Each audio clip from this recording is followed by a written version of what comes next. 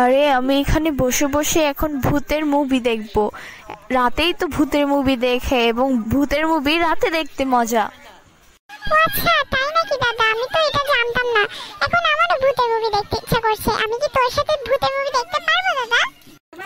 দেখতে পারবি, ঠিক আছে, কিন্তু তুই যদি ভয় পাস তাহলে কিন্তু আমি কিছু জানি না। এটা কিন্তু অনেক ভয়ঙ্কর ফিল্ম।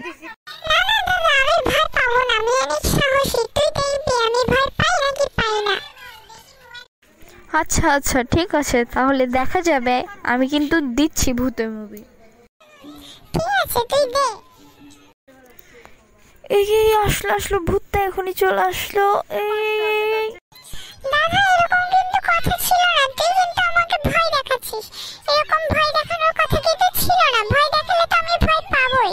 আমি তো বলেছিলাম তুই আমার সাথে ভূতের মুভি দেখিস না, তারপরও তুই শুনলি না। আমার সাথে ভূতের মুভি দেখতে তুই রাজি হয়েই গেলি।